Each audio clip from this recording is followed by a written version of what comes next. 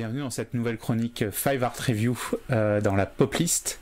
Aujourd'hui, une émission donc littéraire avec un livre sorti la semaine dernière qui est en précommande sur le site de l'éditeur qui se nomme Kaiju, Envahisseurs et Apocalypse, l'âge d'or de la science-fiction. Un livre donc encyclopédique sur la science-fiction japonaise de l'après-guerre aux années 80, proposé par Fabien Moreau chez l'éditeur Aardvark Édition. Je mettrai tous les liens pour le commander, pour le réserver, etc. Dans les commentaires. Donc ce livre est un petit peu particulier puisque l'an dernier a été lancé donc un crowdfunding, donc un financement participatif pour financer la création de ce livre, puisque vous le savez, le livre c'est pas forcément ce qui se vend le plus facilement, mais c'est aussi un sujet, la science-fiction japonaise, qui est qui fait peut-être un peu moins le consensus que d'autres genres cinématographiques. Du coup, un crowdfunding a été lancé.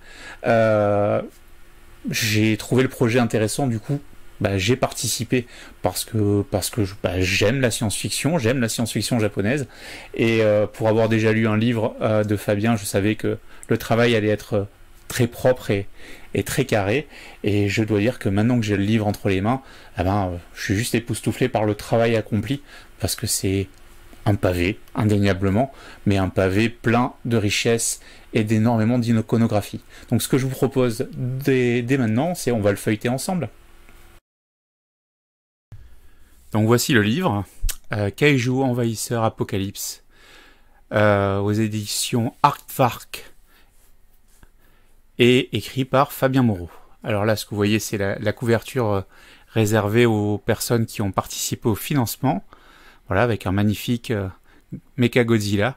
Et là, voilà la couverture du livre, la couverture classique que vous aurez si vous acquérissez ce livre. Voilà, un petit tour sur la table des matières. Donc, comme on peut le voir, donc on a les différentes parties. Donc on commence en 1949 pour terminer en 1980, donc 30 ans d'histoire à peu près de science-fiction japonaise, répartis en différents chapitres, en différentes périodes, avec les débuts, les titans, les classiques, les références, les oppositions entre la Toei et la Toho dans les années 60, la période un petit peu plus creuse, et puis la fin des années 70 où la science-fiction japonaise s'exporte aux États-Unis et notamment à Hollywood. On retrouve ensuite les bibliographies, l'encyclopédie avec les définitions, tout le vocabulaire dont on a besoin, les biographies des auteurs, des actrices, etc. et tout un tas d'annexes. Donc on va le feuilleter tranquillement ensemble. Voilà, de très belles iconographies, comme on peut le voir là, qui font des doubles pages. Voilà, iconographie et texte, en bon équilibre, de l'information et de la connaissance en texte, et de l'illustration pour compléter et rendre la lecture agréable. Voilà, une affiche Godzilla francophone, faute d'être française. Enfin, je suis pas sûr qu'elle soit française, mais au moins elle est francophone. Voilà, d'origine, des années 50. Voilà, on retrouve toujours quelques iconographies, des personnages, des monstres surprenants qui jalonnent tout le temps ce livre. Voilà, avec une belles alternances, des pleines pages d'affiches d'époque et des textes autour.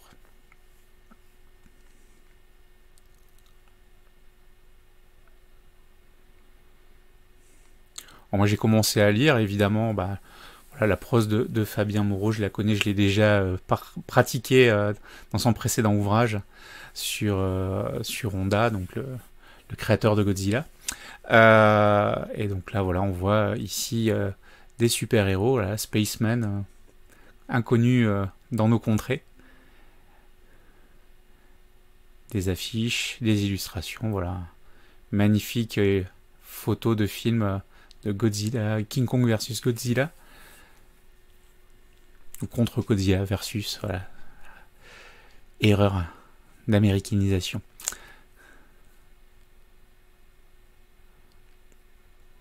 De très belles affiches. Mothra, qu'on adore. De nouveau, un King Kong et un Godzilla.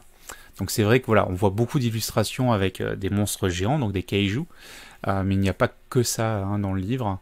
Il y a tout un tas d'autres franchises avec voilà, des extraterrestres, des envahisseurs, des soucoupes volantes, des savants fous, voilà tout ce qui a fait la science-fiction des années 50, 60, 70, mais à la sauce Japon et pas à la sauce américaine que on a peut-être plus facilement connue en France. Invasion Planet X, voilà une référence dans le genre justement.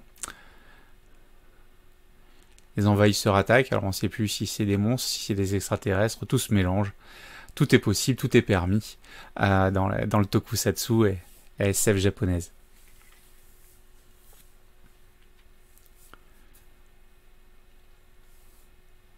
Voilà, d'autres monstres, d'autres références, d'autres pays, mais toujours ce point commun, cette origine au Japon et donc ce style vraiment à part, hein, on ne peut pas dire qu'il y ait d'équivalent dans d'autres parties du monde. Puis voilà, on a vraiment eu cette guéguerre entre la Toho et la Toei, deux studios très prolifiques qui ont fait les heures de gloire du genre dans les années 50, 60, moins 70, et qui aujourd'hui sont toujours là. Hein, si je prends la Toei par exemple, elle a ouvert au printemps une chaîne YouTube où toutes les semaines ils rajoutent des épisodes de films et surtout de séries qu'ils ont produits dans le genre tokusatsu. Très nombreuses séries qu'on n'a pas vues en France. Seul petit reproche, moi, c'est que on n'a pas de Super Sentai puisque les droits de Super Sentai sont pas autorisés en France. Voilà, c'est dommage. Les listes apparaissent, mais les vidéos ne sont pas lisibles. C'est bien dommage. Mais on a tellement d'autres choses que ça vaut le coup. Donc voilà, toujours plein d'illustrations. Vraiment un très très bel équilibre entre les deux, entre de belles images et des textes riches en intérêt.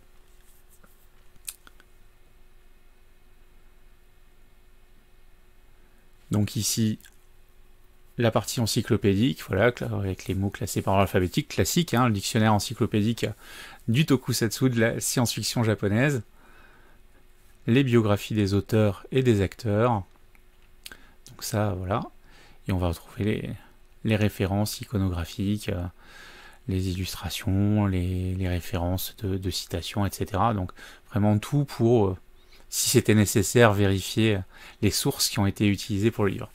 Et une petite partie évidemment remerciements. Alors voilà, c'est ma petite minute ou paire de secondes narcissique. Voilà, c'est aussi ça de participer à un projet comme celui-là. C'est de figurer dans les remerciements.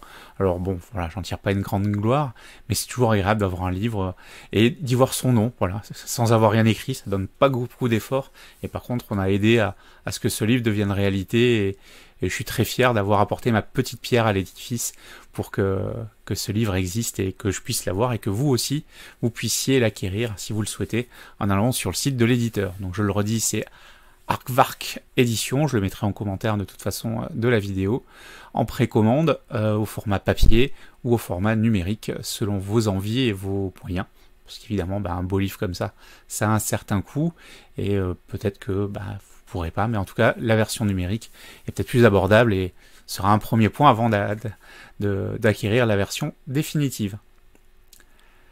Je le redis, soutenez des projets comme ça, c'est utile, ça permet d'avoir des objets qui n'existeraient pas autrement, parce que le marché n'est pas suffisant, et en même temps, ça permet à des auteurs de nous montrer leur talent. Sur ce, je vous souhaite une bonne soirée, et je vous dis à très vite pour une nouvelle chronique de Poplist.